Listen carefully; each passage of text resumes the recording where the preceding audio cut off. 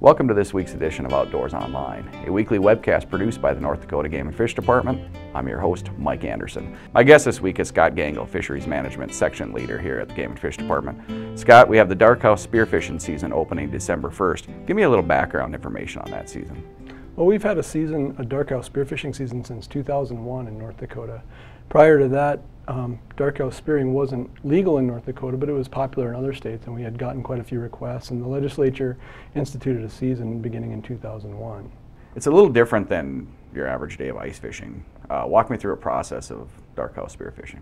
Well, the big difference with darkhouse spearfishing, there's a couple of differences from regular ice fishing. Probably the biggest one is that you need a larger hole, because you're going to be looking through the ice and watching for a pike to come by to spear. So it usually starts with chopping a larger hole in the ice, and then you're also using a darkhouse, which is how it gets its name, darkhouse spearfishing, because of the light that reflects off the surface of the water in the wintertime. You need a dark environment that you can sit in so that you can see into the water. So people have usually either a special ice house that they construct just for darkhouse spearfishing, or they'll take a regular ice house and block off the windows or to block out the light. And so those are some of the main differences between that and regular fishing. What are some of the other equipment needs for darkhouse spearfishing? You said darkhouse, decoy. Obviously the spear is a pretty important part, and a lot of people you can buy commercially bought spears. You can, some people make their own spears, they weld them.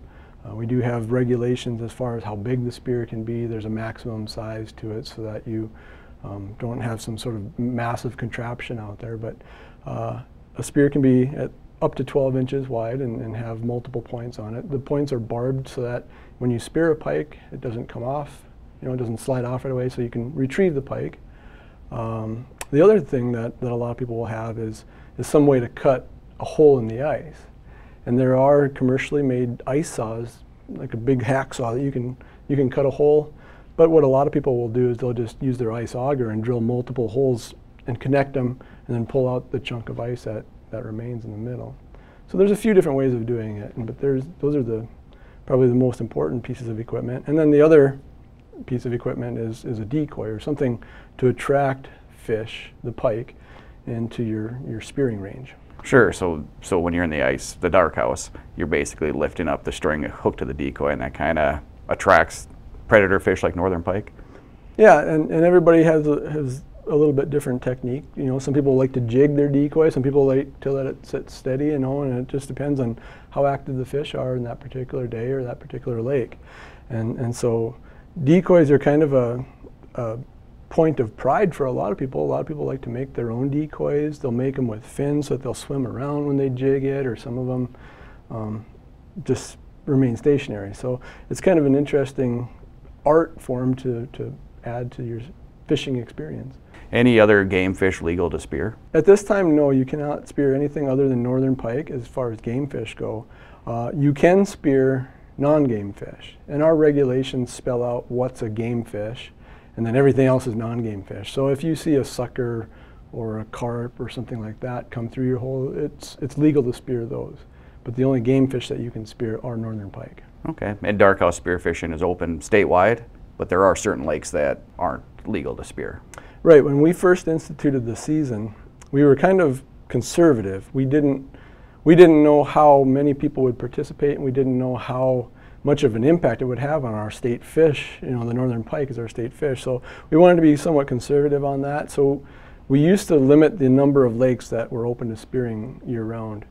I think it was about 2012 when we had a lot of pike lakes. We've got more pike now than we probably had ever across the landscape, but certainly more than when we started the season in 2001.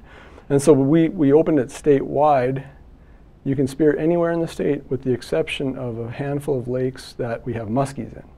And those lakes, we wanted to keep them off limits because it can be really hard to tell the difference between a pike and a muskie, and especially if you're just looking straight down on them, they can look really similar. So right now we've got the lakes that we have established muskie populations in closed to darkhouse spearfishing. One note of caution is that there are a few new lakes that we've added muskies to. Lake Ashtabula is a big one. We have not put that one on the list yet, close to dark-house spearfishing, but it is not legal to spear muskies. So people who are spearing on Ashtabula need to be aware of that. And once we establish a population of muskies there, we may close that to dark-house spearing as well. Are your daily limits the same as they are when you're ice fishing? And is your spear considered a line?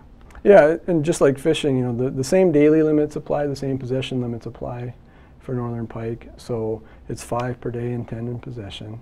And it's the same as fishing. When you're dark-house spearing, your spear counts as a pole, okay? And when you're ice fishing, you can have a maximum of 4 poles or lines to fish from. So you could theoretically have 3 tip-ups out and your dark-house spear and be legal. The other option that some people have is they will fish through their dark-house hole. That used to be illegal. You couldn't fish through a hole bigger than, I think it was 12 inches. Okay. But we kind of cleaned up our regulations a few years ago and said, no, you can fish through your dark-house hole, or you can fish through any hole. There's no limit on the size of the hole, but the holes must be marked if they're 12 inches or bigger. Okay. And how about a hook on a decoy? That's also considered a line, right? Well, if you can put a hook on your decoy, but that would be considered as another line. So now you've got your spear, that's considered as a line because it's a method of take. Or you could have a hook on your decoy. So if a pike comes in and actually hits the decoy, which they will do from time to time, but that would be considered another line as well. Any other regulations dark-house spear fishermen should be aware of? Well, the biggest one, again, is that you need to register before you go out. And the registration process is pretty simple. You can do it on our website, and it opens October 1st. So our website, right now, you can go out and register to dark-house spearfish. And that's just a way for us, because this, you know, I guess it's not really new anymore because it's been going on for 16 years now, but it is still relatively new in the grand scheme of things, and we do like to track it. So we use that registration process as a way of tracking how many people are registering, and then we usually do a follow-up survey in the spring to find out how many people actually went out, participated in the sport, and try to track harvest a little bit and see what kind of impact they're having. For safety purposes, you must mark a hole anything over 10 inches. Right, right.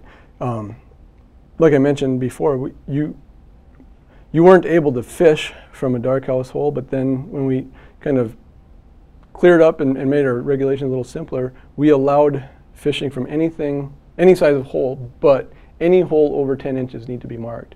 And that includes whether you're fishing with a 12-inch auger, because some people do have those big augers, or if you're dark-house spearing or whatever you do. Anytime you cut a hole in the ice greater than 10 inches, it needs to be marked. One new regulation that came into effect a couple of years ago is that you now have to have something in your possession to mark the hole, because we were having a lot of issues where people were going out there with good intentions to mark the hole but didn't bring a colored lath or a branch or whatever to mark the hole. And that's what you need to use, is something that's brightly colored, like a wooden lath, or what our regulations say a natural object, which is like a tree branch or something that is visible from at least 150 feet away. And so it's really important that people do that, because we've had issues where you might leave and get a skim of ice over your hole, and if you don't have it marked, if you get a little snow on that, it might insulate it, and now you've got a hazard out there for the public that might come behind you. Thanks for joining me today, Scott. You're welcome. Like Scott just mentioned, in addition to a fishing license, you must register on the Game and Fish website before you decide to go out dark-house spearfishing.